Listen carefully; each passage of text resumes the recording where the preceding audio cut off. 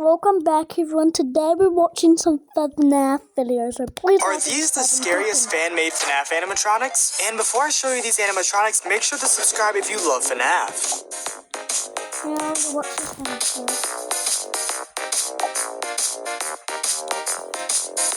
In the comments, upload the full video. Are these the scariest? This popular FNAF theory is a lie. I'm left, I'm right, I'm right, I'm left, I'm right. As far as I know, there is no evidence backing this idea up that this is how the FNAF kids died, but the younger audience is going to believe these videos are 100% accurate. You might think, what's the big deal? It's just a comedy video from a comedy channel. But popular FNAF Shorts channels have also posted the exact same thing. I've seen people seriously say, Bonnie is actually the most aggressive because he died trying to fight after. I'm not bothered by these videos, but people presenting them as fact in a franchise where so little is known for sure will cause thousands of heated arguments on the internet. All because this popular the FNAF movie novel tells us when Garrett was kidnapped, but the dates don't add up. Mike was 12 when Garrett was taken, and the events of the movie take place when Mike is 25 in the year 2000. So Garrett was kidnapped in 1987. In the book, Vanessa tells Mike that William took Garrett before Freddy's during their conversation at the police station. But when Mike finds the news headline for the missing children's incident at Freddy's, the book emphasizes that the reporter is wearing mid-80s clothing. The problem is Garrett was kidnapped after the mid-80s in 1987. Even if 1987 counts as mid-80s, you would think Garrett being before Freddy's would mean before Freddy's existed. And this is how Mike interprets it as well. This makes more sense if Vanessa is lying and Garrett was actually taken after the other children. FNAF movie novel, a lot of people very firmly believe we only play as the crying child in FNAF 4, but we hear a distorted version of the FNAF 1 phone call in FNAF 4, which is something Crying Child never heard. And in the logbook, Michael draws Nightmare. If we're Crying Child in FNAF 4, that means him and Mike had the exact same dreams. This gives us two options. One, Michael and Crying Child both had the exact same nightmares because William used the illusion discs on both of them. Option two, the FNAF 4 gameplay has the recurring nightmares Michael has because of the guilt and trauma of what happened with his brother, which are reignited by his first few shifts at Freddy's. I lean towards the second one, especially because of the movie, but I also think Nightmare is one of William's illusion animatronics that Michael saw after the bite. But still, a lot of people very firmly believe I kind of hate FNAF 6 for this. I was watching a great video about it, and I realized it stopped us from getting a full FNAF Tycoon game. Imagine a real FNAF Tycoon game, where you have the option to buy any character from the series, and I mean any of them. You could recreate the FNAF 1 pizzeria, or even Fredbear's, or you could intentionally make an extremely dangerous pizzeria. I'm sure the Fun Times would be your best bet for that. I would make a pizzeria with an animatronic cast made up of only William Appleton variants, and call it Willy's Wonderland. I would probably end up with 5 lawsuits per animatronic in that scenario, but it's okay. I bought the puppet. I'm sure he'll take care of everything. I kind of hate FNAF 6 for this. I kind of hate. But the FNAF movie trailer we're also gonna watch. I'm giving it a like. Hi, this is Mike. I was just calling to see if that job that you offered was still available. Yes, the security guard. I will take anything. This place was huge in the 80s with the kids. They shut it down years ago. The owner's just not ready to let it go yet. I will work and you will sleep. I understand. Come here, Ann. What about the FNAF 2 trailer? All you have to do after? is keep your eyes on the monitor. Keep your eyes on the monitor. Welcome to Freddy Fazbear's, where fantasy and fun come to life. Fantasy and fun come to life.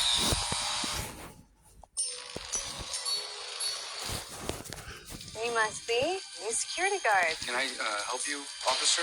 Have you met them yet? Met who? Them. Oh yeah.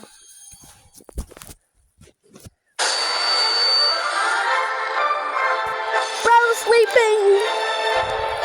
See, the fun's coming to life. Shut up, Pedro. In the 80s, kids went missing. The police searched Freddy's top to bottom. Hello? They never found them. That's why the place shut down. There are ghost children possessing giant robots. Thanks for the heads up. Technically, they're animatronics. What do they want? They want to make her like them. Abby! Tell me how to stop them. It's too late. Can't stop them. Abby, go!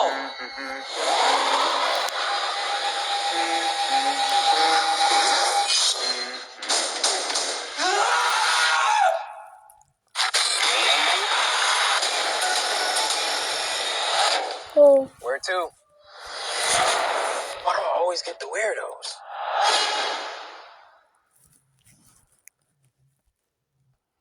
that was crazy.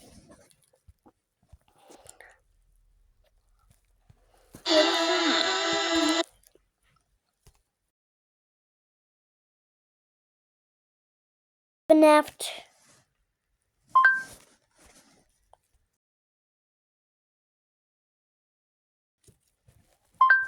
FNAF 2 movie. There you go.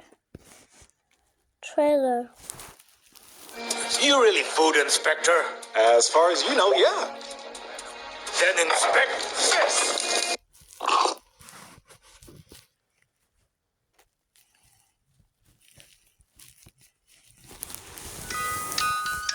I still can't sleep. I keep having this reoccurring dream. Well, more like a nightmare. It's like someone's trying to reach out to me. I had the same dream, and it always ends with the same sound. A whistle.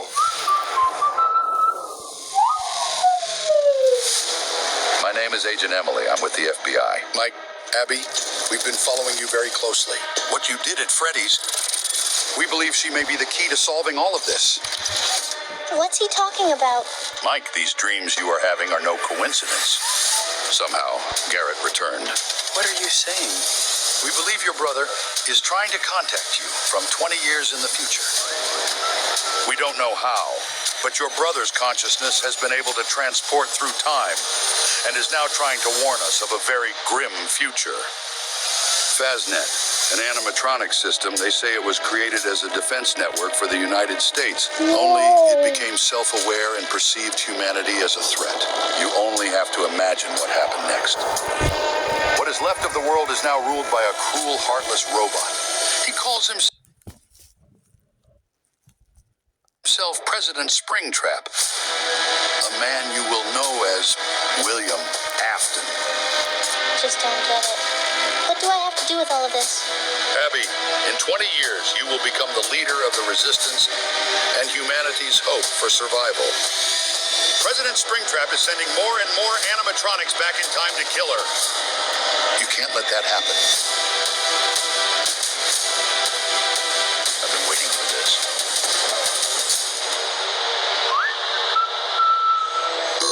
What did you say your name was again? How did these splashes hear that? Could be a question. Oh. Should that be longer? So it is.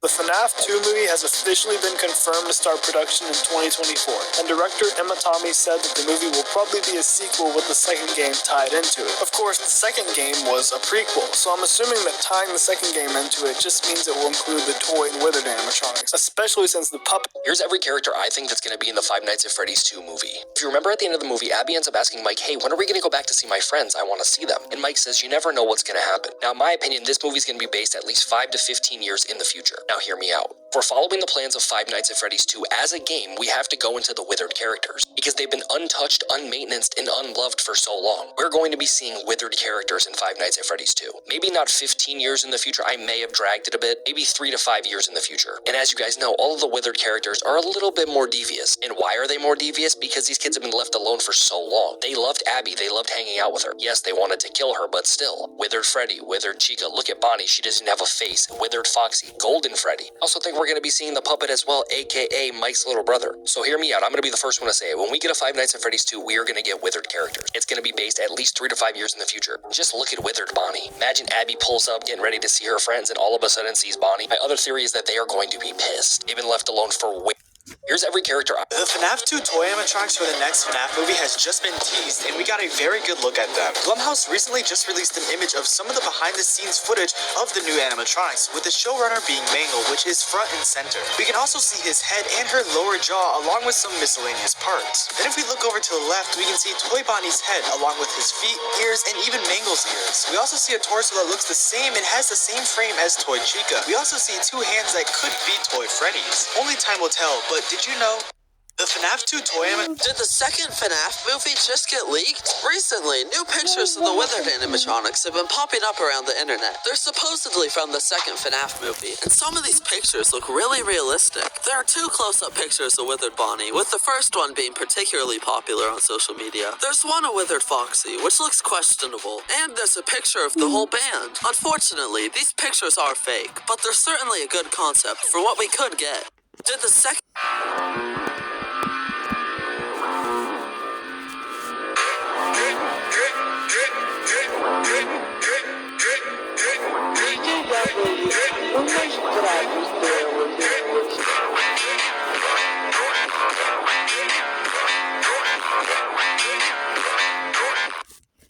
What? No, I am a real person. Maybe we have a bad connection. I'm sorry about that. Will you tell me you're not a robot? Just say I'm not a robot, please. I am a real person. What? No, I am a real person. Maybe we have... That's crazy.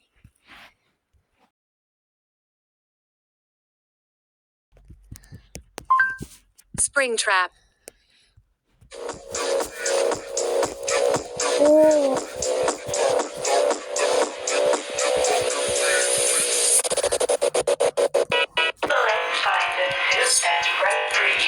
I always come back. Yeah. What a deceptive calling. It was a lie. The moment I heard it, suffer now, like all who have stood before me. I can taste the fear in your breath.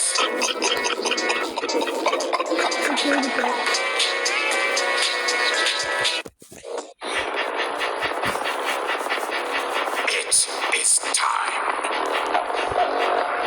Let's see how many times you can be pulled apart and put back together again.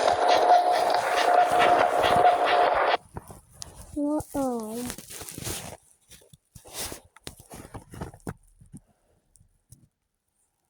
Like this me.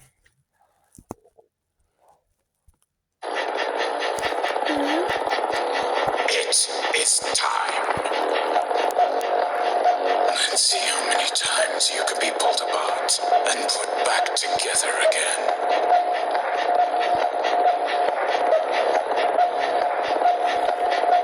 You will not be spared.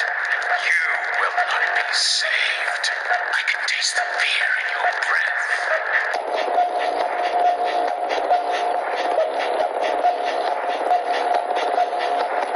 That was easier than I thought it would be.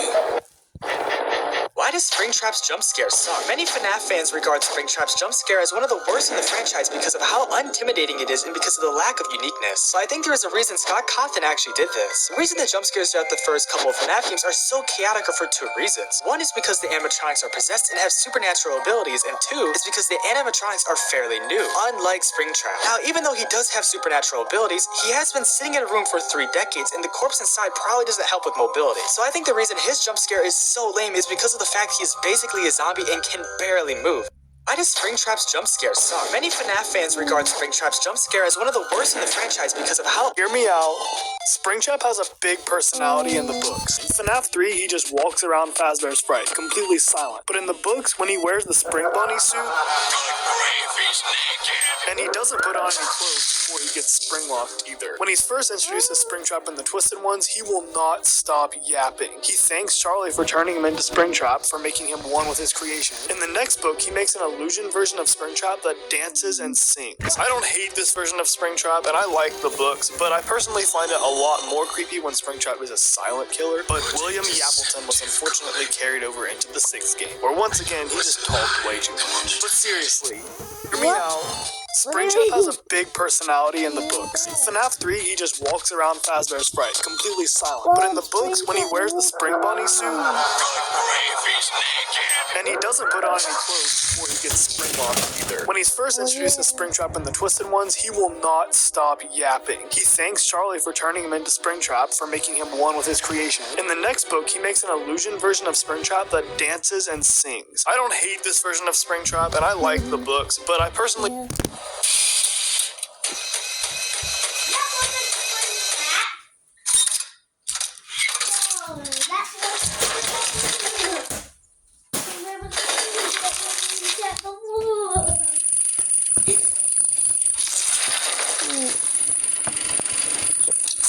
You can just make your own characters. That's the character that you made. Whether they are. I don't think I can record for them. It's gonna be the last video. It's probably gonna be 15 and Twisted in 2.